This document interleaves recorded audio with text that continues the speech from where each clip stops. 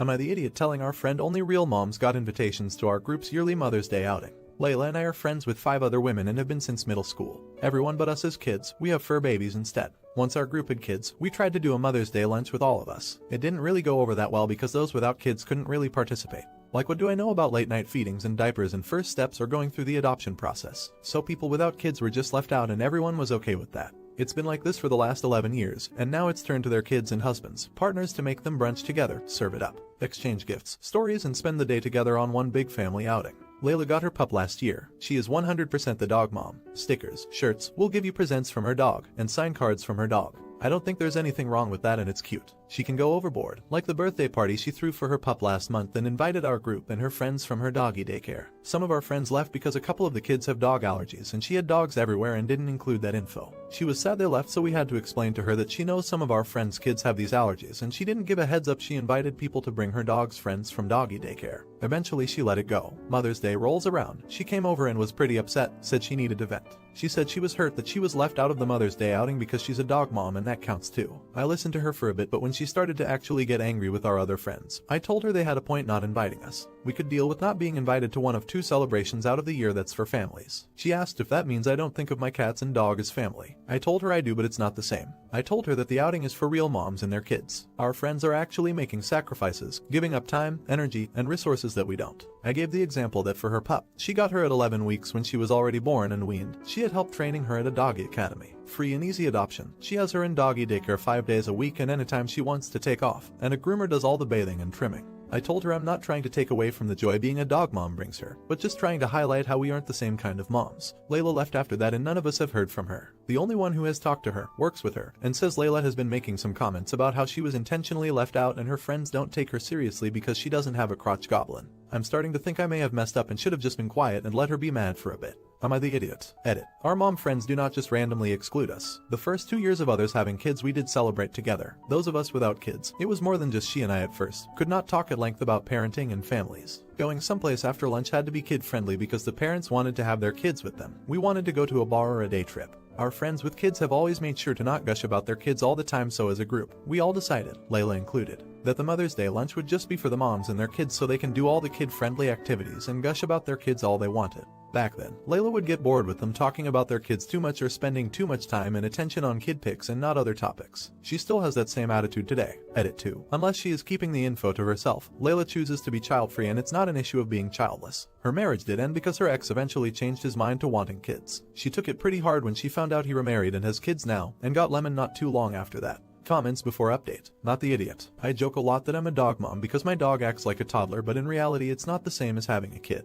I can leave my dog at home but couldn't leave a 2-year-old at home. It's not the same. It sounds like she's pretty self-centered anyways, so I wouldn't take her comments too personally. Not the idiot. Layla needs to get over herself. If you're child-free, fantastic.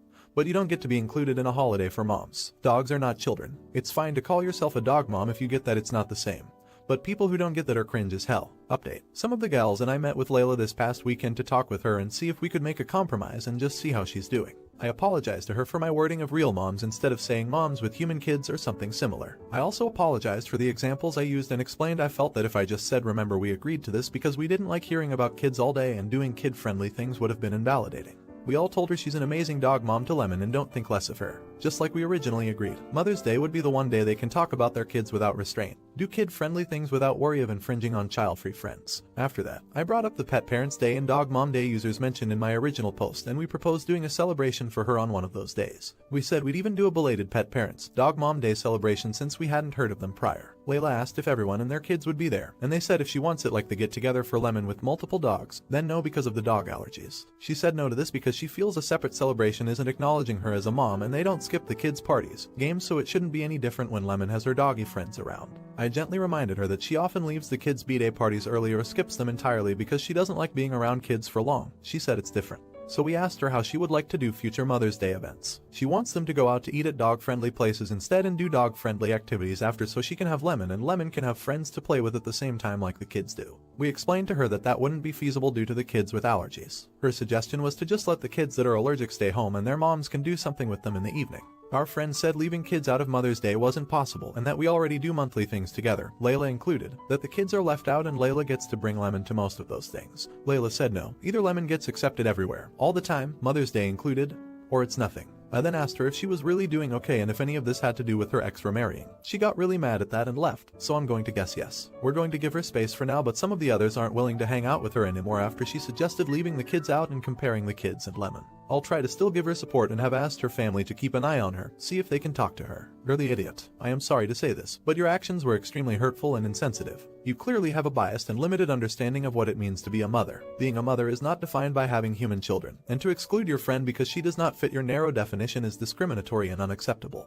Furthermore, your justifications for excluding her are not only unfounded but also dismissive of her love and dedication to her pet. You owe your friend a sincere apology, and you should take this as an opportunity to expand your understanding and empathy towards different types of families. Not the idiot. You are a saint for trying this hard. But the truth is, your friend is digging a hole she can never crawl out of. She wants everyone to do exactly what she wants and give in to her demands, but doesn't give a single damn about anyone else and how it affects them. Time to let this friendship fall by the wayside. Who do you think is in the wrong? Let me know in the comments. Am I the idiot for kicking my brother and his wife from my house? My wife, female 31, and I, male 30, had a baby 4 months ago. My wife has been suffering from PPD and she's had a lot of breakdowns here and there, and it was just so heartbreaking to see. I decided to give her a day to herself and take care of the baby. So I took a small leave from work, gave her my card, and told her to do what she needs to do for herself. My brother, male 35, and his wife, female 34, came over the same day she was out for a visit and asked me where she was. I told them she was out doing her own things and they asked why I was babysitting the baby. I told them it wasn't babysitting when it's my own child and I was giving my wife some time to herself. My sister-in-law scoffed at me and told me she should be home like a good mom, and my brother laughed and agreed, saying that taking care of a baby is easy. I got pissed at him and told him, of course it'd be easy for you, because you live with mom so you could just dump the baby on her. He and his wife got pissed and started yelling at me, so I kicked them out and told them to never come back unless they apologized. I told my wife about it and she was sad that I fought with my brother because of her, but I reassured her that I didn't care because she was important.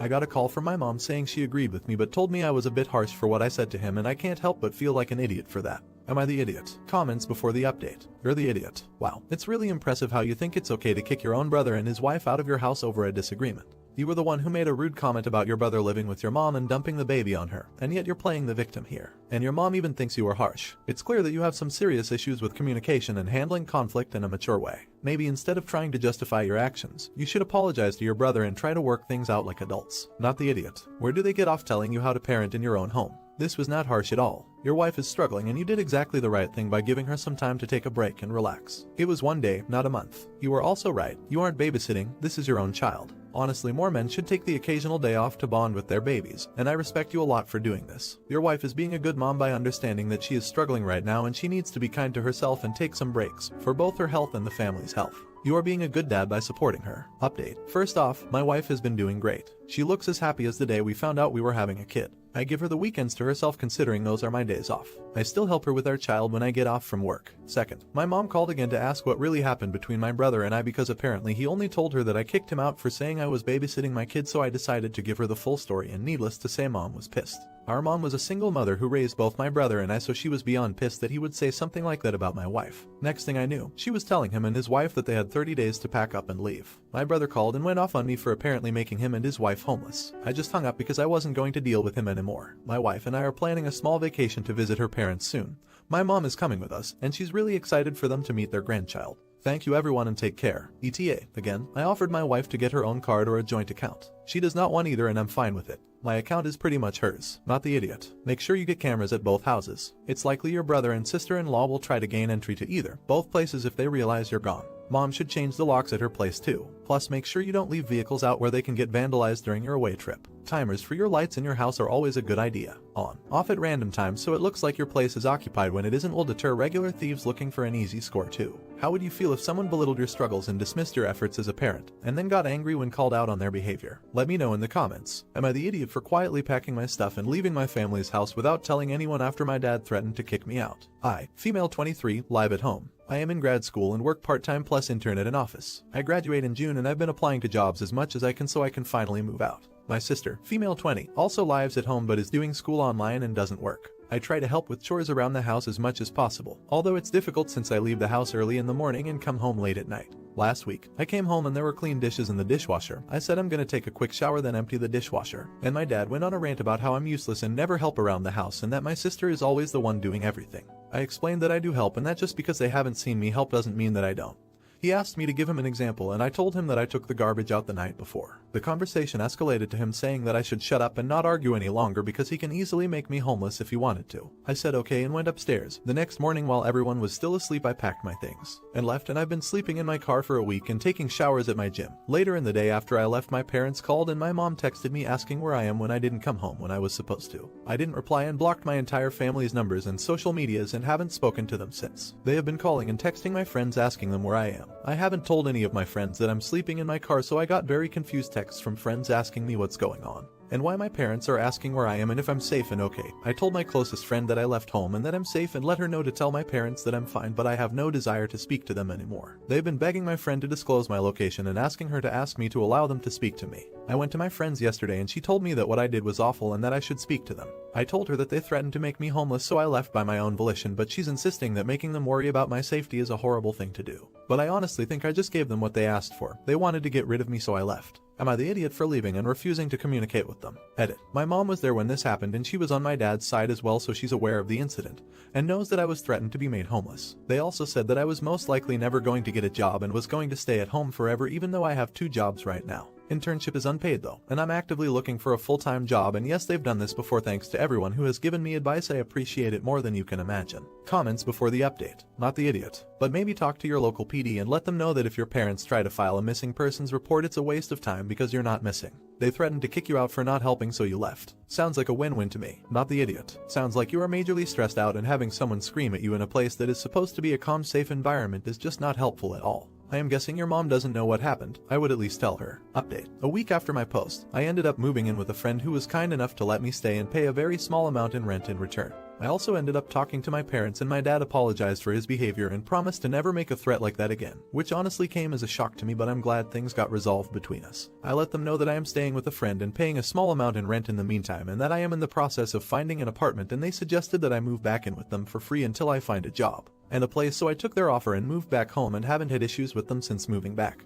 I finished grad school and completed my internship, and 2 weeks ago I landed a full-time job in my field. I also found an apartment that's only a 5 minutes walk from my job. I start the job next week and I move into my new place 2 weeks from now. Not the idiot. My Indian parents used to make us stand outside the house and threaten to go away if we misbehaved when we were young, like 12 to 15. We used to stand outside and cry for hours on end to let us come back in. They tried it once with our youngest sister, thinking she'll be scared and timid like us, but she confidently walked off. They followed her from afar trying to see where she went. Imagine their horror when she went to the first creepy random stranger she found, talked for a few seconds and walked off holding his hand. They never tried that again on any of us. Well, they found more creative solutions, like locking you in a storage room with lights off or hitting you with a small thin rope that hurts like hell, but that's a story for another day. Not the idiot. It's great when someone's cruelty bites them in the butt and they have to face the consequences of their actions and cruelty. You did a great job sticking up for yourself, and hopefully your parents will keep being better. Super proud of you for graduating, getting an amazing job, and moving to a new apartment.